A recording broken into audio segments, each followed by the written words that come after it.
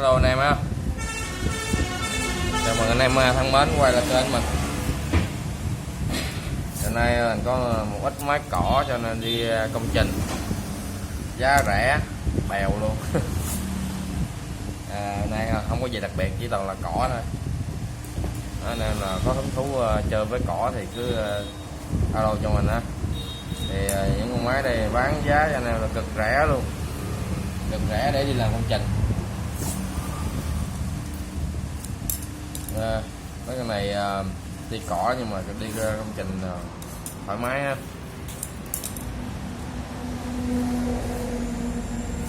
Rồi mình tí xíu rồi giờ vô luôn.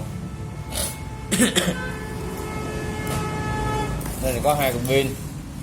Cái pin này của Makita 24V nè, nó hay gắn cho cái máy bê tông hoặc là máy cưa của Makita 24. Đó thì đây mình có hai cục ha. Thì hai pin này mình cho là số 1. Một cục như vậy là mình bán là 250 nha,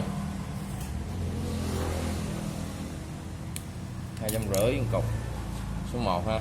Rồi hai cục mình cho số 1. Số 2 ở đây là cưa kiếm của Makita, máy 916 nè. Cái này mình bán có nhiều rồi, mã là 4390D, tôi nó 2007. Thì anh em đi cưa cành rồi đó thì được, cưa cành này kia, nói chung là cưa kiếm, muốn cưa gì cưa, nó thọc tới thọc lui, nó muốn cưa gì cưa tùy, cưa gỗ cưa sắt vậy đó ha. Rồi cái này mình đã test đàng hoàng hết trơn rồi, anh em chỉ cần coi ngoại hình thôi. Thì tại vì cái này nó sâu quá mình test không được đó, mình đảm bảo anh em chạy ngon lành nha. Đó thì con này mình cho là con số 2 đi. Đó, thì khó test nhưng mà nó ra ngoại hình là được rồi. Rồi giờ cưa cỏ ha. Số 2 giá là 450.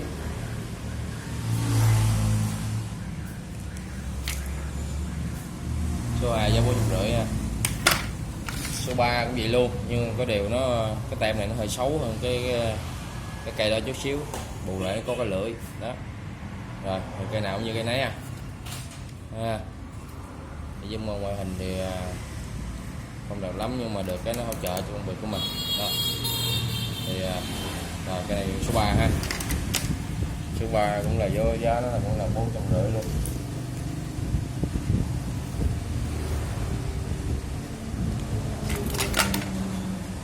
Số 3 450 ha. Đây bà.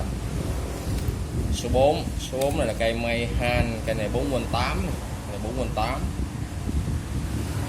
Này mình chưa có test nhưng mà mấy con này thường là nó chạy chứ nó không hư đâu, không có gì để hư, cho nó chỉ là bóng là chạy với đỡ kiều đây.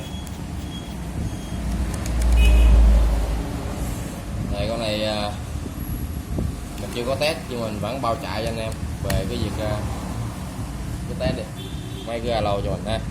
Giá anh bán rẻ thôi bởi mình không có lo gì hết. Nói chung ngoại hình máy đâu có xấu đâu. Đó là tiêu nan nè,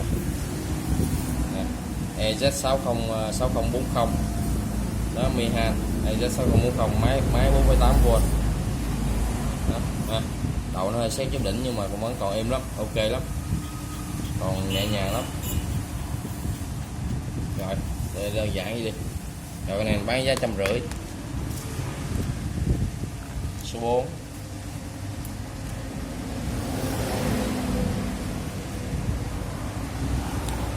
rồi, số 4 giá 150 ha. Đó ok. Rồi. Số 5 số 5 giới thiệu với anh em mình đây là cái con bắn vít của hiệu xích này, Đài Loan xích Nhật. Thì đây thì đây là dòng cỏ rồi, nhưng mà mình nghĩ là nó tốt. Tại vì sao mình nghĩ nó tốt? Nó Đài Loan thiệt, nhưng mà nếu mà nó dởm á thì nó cũng không có sống tới bây giờ, nó chạy tốt quá. Búa nó cũng không mòn luôn, nếu mà máy tại là búa nó mòn hết rồi. Đó, những con này anh em đi công trình là thoải mái luôn. Con này 14V4 nha. Đó thì bảo đảm anh em chạy ngon lành. Cái này nó xài motor dạng như motor R chứ không phải motor nguyên khối. Than nó cũng than rời nhưng mà motor rời nha. Để mình test.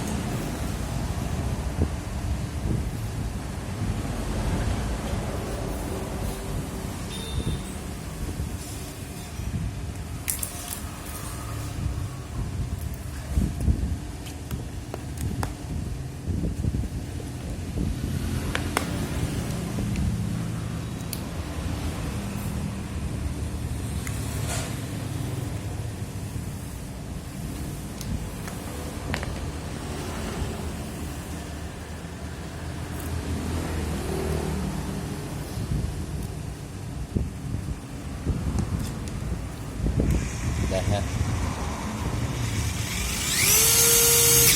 Đó. Đèn tóc thắng đầy đủ đảo chiều. Đó. Đó. Máy êm lắm. Con này đầu hơi hơi. Đó thì ha, con xích ha. Nó máy sau này nó cứng ngắc. Này để mình xử lại cho. Này sao nó kẹt đây. Cái dòng mà kéo ra không được.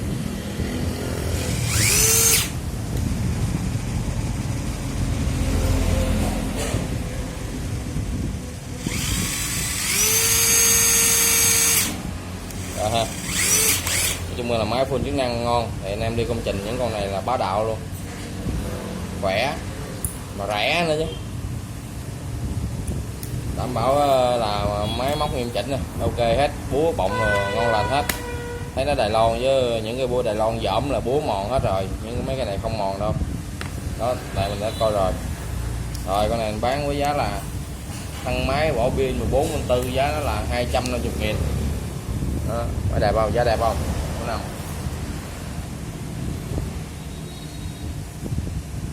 Nè. Nè, 250 nha. Đó, quá êm ha. Rồi 6 luôn, đi cặp của nó, nhưng con này đẹp hơn, con này bán giá 300. Đó, con này đẹp hơn cho nó nhiều ha. Nè, trắng phiếu à. Đó thì cũng vậy luôn.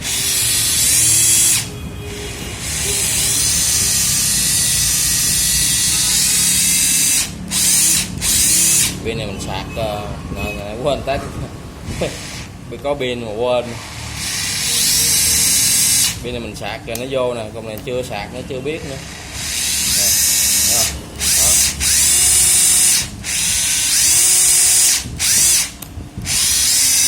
Lúc về rồi nó đã pin, nó đã còn cầm rồi, mình ta bấm vô thấy nó chạy rồi mình mới ghim sạc thêm mớ nữa. Giờ nó mà không biết pin cầm hay không nha. Mình chỉ bán thằng máy vỏ pin thôi. Số 6 giá 300.000.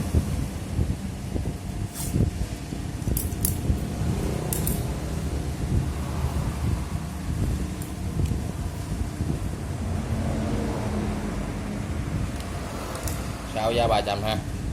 Đó, thì con này ra. Này pin cũng còn ngon lắm nè, mà mình chưa sạc nữa.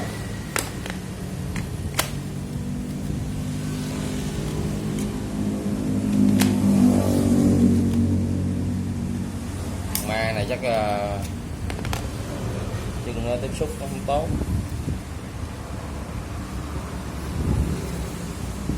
Cái hơi dính dơ ở đây, ten mình nãy mình không có rửa.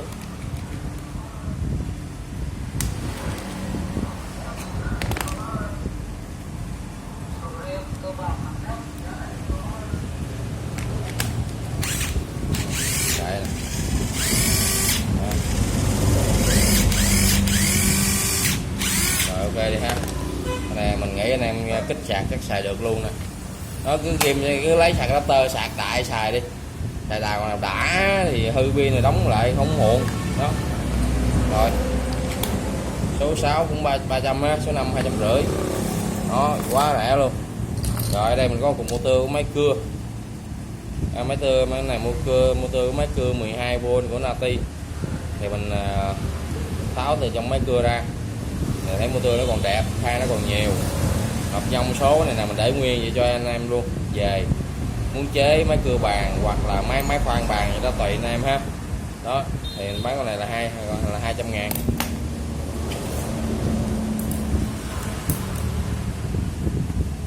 Để mua mình test cho xem. Test nhẹ cái ha.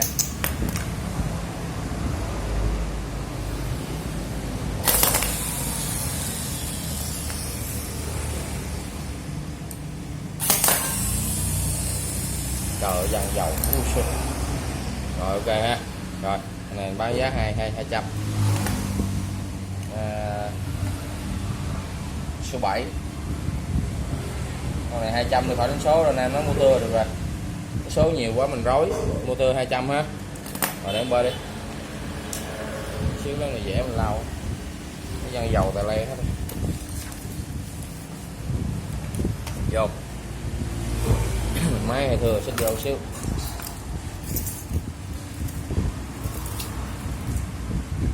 Rồi cái số 7 ha.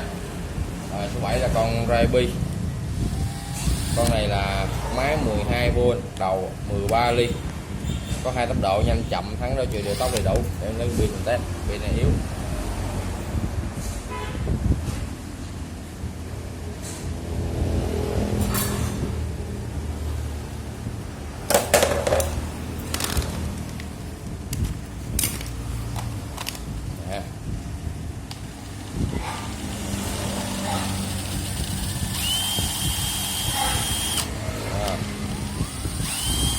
Đó, đầu chiều ha. Đó là cái độ nhanh chậm thì đủ luôn. Đó này đầu 13 ly ha.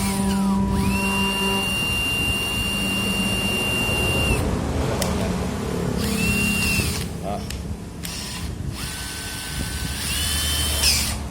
cái này có 15 cấp trượt, 16 cấp trượt, một cái khoan hay gì 15 16 vậy, nó hơi mờ. Đây trượt nó nhẹ lắm, anh em làm điện tử là vô tư luôn nè, nhẹ tưng rồi thấy không nè. Đó nó hai cái tay vịn nhẹ thôi nó cũng đã trượt rồi, chỉnh lên nó hơi nặng nữa. Đó đó rồi đây nó bán thang máy bỏ pin nha nè, thang máy bỏ pin Rabi 12 ha, máy khoan Rabi 12V, anh em nhìn kỹ ha. Máy full chạy ngon tốt. Đó thì những con này anh em thấy nó bèo bèo vậy đó chứ xài ngon lắm. Ngoài vỏ nhìn thấy chán lắm, nhưng mà mở ra bộ đầu lòng nó nhìn thấy nó thích lắm, độ làm thấy chất lượng. Rồi số 7, số 7 nó là 300.000, 300.000 ha. Thì anh em lưu ý giúp mình, những con máy này mình bán mình chưa gồm phí vận chuyển. Anh em mua hàng ở xa thì chắc phải chịu phí vận chuyển rồi. Đó con này 300 ha. Số 7. Số 8, con này là cũng EZT103, máy 12V luôn. Con này mà con khoan của nó ti pin rồi, khoan của nó ti ha. Đây. Con này đầu 10 ly rồi nha. Nhưng mà con này đầu auto lock.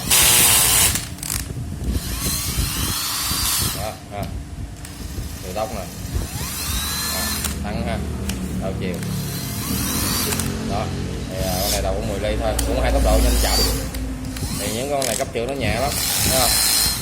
Anh em thợ sửa điện tử được xài mấy con này im lắm.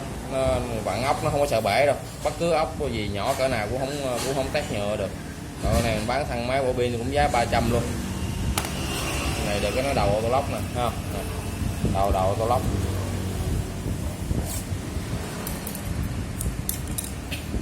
Số 8,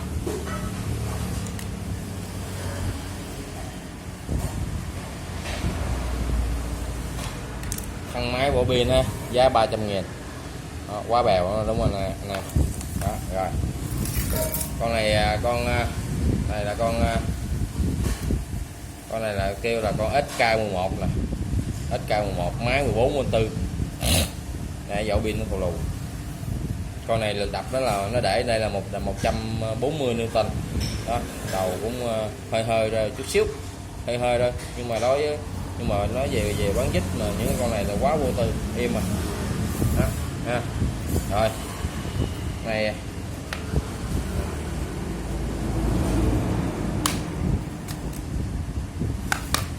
để mình kẹp, chết mò quên nào cộng rồi có đây nè, mình có đánh dấu cộng chữ đây nè, kẹp vô ốc thôi, có kẹp quá.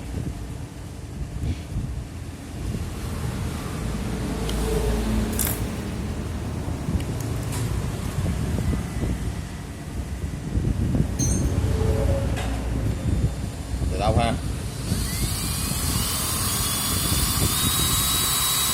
thẳng ra đầu chiều. Đó rồi.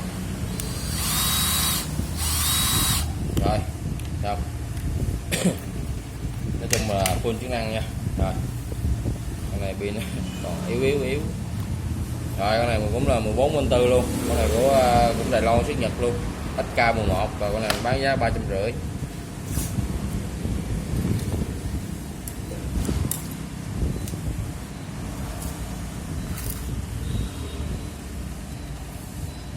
Số mấy rồi?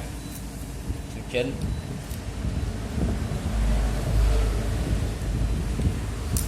Số 9 á, giá 350 ha. Rồi ok, để anh qua. Số 10. Số 10 con này con búa dầu nha, con này giá nó hơi cao tí xíu.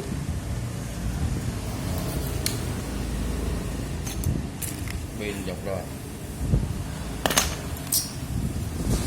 Búa dầu mình bán nhiều rồi chắc anh em cũng biết. Đó. Con này búa dầu của Makita 12V, máy 12V. Đó. Thì chức năng búa dầu là bắn nó kêu nghe xịt xịt, nó không có đập như những búa kia. Thì mỗi người có cái nhu cầu sử dụng, do là nó hiếm cho nên nó mắc hơn những con kia. Đó. Với lại nó làm cái cũng thấy phức tạp hơn. Đó, ha. Rồi con này cũng là thân máy vỏ pin máy 12V búa dầu nha. Đó, thân rồi. Đó, không? Ngoại hình hơi xấu. Đây này mình cậy ha. Thì pin này mình chưa kết sạc nữa. Rồi cái này mình bán với giá là 550. Số 10.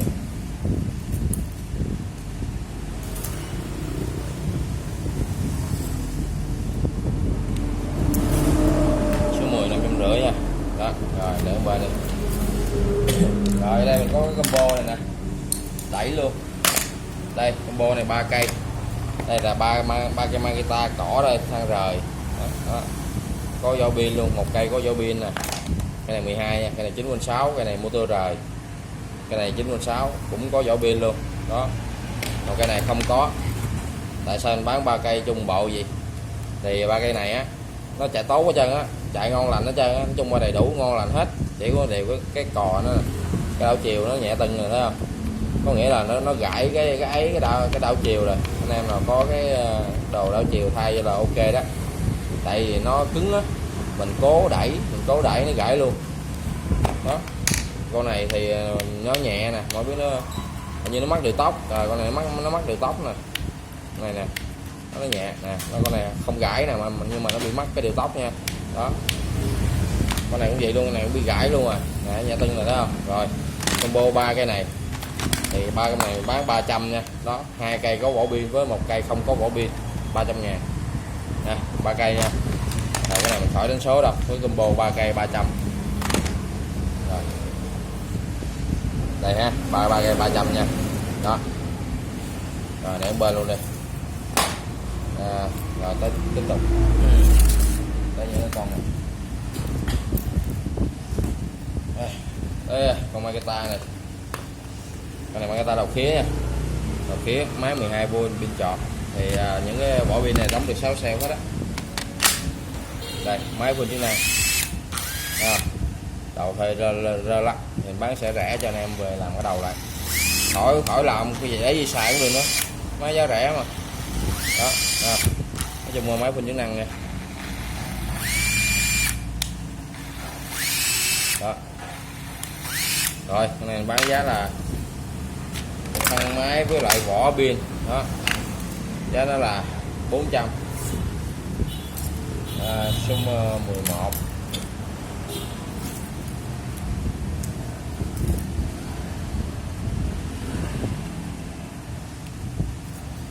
Giá 400.000 ha. Đó, rồi. Số 12. Đây là một con khoan Nati EZ6230. Máy này là máy 15V6, vỏ pin nó 15V6 ha. Đó, thì đây cái pin bự vào đầu 13 ly, đầu ở đây nó hơi bị mòn, thấy nó mòn không? Đó, nhưng mà nó vẫn tốt nha. Đó, thì những con này nó hơi cũ, nhưng mà ngoại hình thì cũ nhưng mà bên trong nó còn ngon lắm. còn tốt ha. Đó thì con này 15/6 nè, đây là mặt để nè, 6230 đó. Để mình lấy cái pin mình test.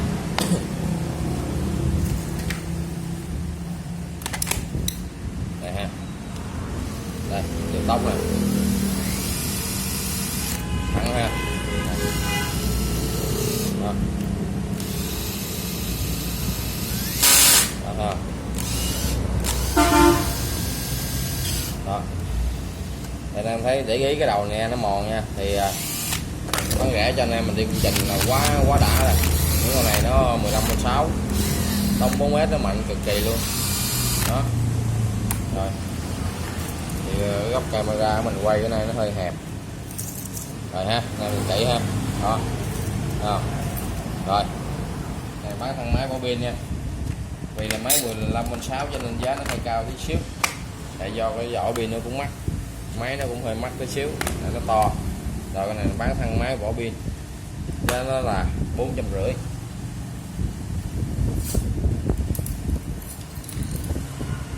Quá rẻ cho con máy 15/6 nên chú bác ơi. Số 12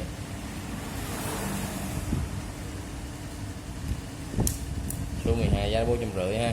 Rồi để qua rồi con Rabi này nè, con này mình bán là con khoan này Rabi ha. Con khoan này là con khoan Rabi máy 14/4, ngoại hình nói chung tương đối đẹp đó, thấy không? Con này bán thân máy 500, đầu 13 ly luôn, trong có full chức năng đó. Đó thấy không, đầu tóc thẳng rồi đó, đầu chiều đó ha. Nói chung là máy full chức năng, báo pin, đèn đóm đầy đủ, báo pin nè, đèn nè, đèn nè, tắt đèn, mở đèn đó. Rồi cái này bán thân máy 500 nha. Rồi anh em nào cần cục pin zin đẹp, pin này mình nghĩ còn tốt, pin quá trời đẹp luôn á. Đây ở đây mình có 2 cục này đó, pin zin luôn. Cục pin này mình bán với giá 500 thôi. Anh em nào biết mua hàng sẽ biết á, cái nọ cái vỏ pin không mua đã 300-400 rồi. Cục pin zin như vậy giá 500 là quá bèo. Thì cái mình thấy pin này còn tốt lắm, pin nó còn đẹp kinh khủng lắm, mà vỏ pin vẫn còn mới. Quên cái máy này, lý do mình nói tại sao máy nó giá nó 500 mà tại sao pin này còn mới. Đây do là cái máy này nè, nó gãy ngang đây nè, nó gãy khúc dưới này nè, thấy không? Nó gãy khúc dưới này, nó gãy khúc dưới này đó. Thì cho nên đó, mình mua về mình không có biết, tới về nhà mình mới biết đó. Nhưng mà mình vẫn đổ keo AB rồi ngon lành, anh em nhìn kỹ mới thấy nha. Đây về nhà bung máy mới thấy được, chứ bình thường là xài không sao hết, bảo đảm bao gãy luôn. Đây ha, bao gãy luôn. Bởi vì mình nghĩ lý do là do cái máy này nè làm rớt hay sao mà nó gãy nên cho nên pin của nó không xài được. Nó tới 2 cục lần đó, nó tới 2 cục nhưng mình chỉ để 1 cục thôi, mình để đây còn cục mình quăng đâu vòng vòng nhà đó. Mình nghĩ là vậy. Rồi mình bán cái thằng máy không chỉ nó 500 thôi, anh em là có pin sẵn thì khỏi mua pin, còn anh em mua pin này của nó luôn á là 500 nữa là 1 triệu nha đó. Còn anh em muốn mua cục sạc của nó thì sạc nó 300 nha. Cục sạc này nè, sạc Rabi ha, sạc Rabi giá 300 đó, sạc zin xịt chọc cho điện 100V rồi 1.3 triệu đó. Ok ha, coi như cả full bộ này luôn, máy pin sạc đầy đủ luôn, về xài là giá nó 1.3 triệu nha. Đó chỉ vậy thôi à. Rồi clip này mình nói chung là cũng cố gắng làm cho nhanh cho anh em đỡ mất thời gian xem, nhưng mà nãy giờ cũng hơi lâu thôi. Hôm nay có nhiêu đây thôi, cũng cảm ơn anh em chú bác mình quan tâm ủng hộ nha. Đó thì anh em là có nhu cầu cái alo cho mình, đây những con máy mình đang bán này ha. Đó thì hẹn gặp lại anh em chú bác mình ở những clip tiếp theo đó, có gì cứ alo cho mình nha. Rồi chào tạm biệt anh em mình nha.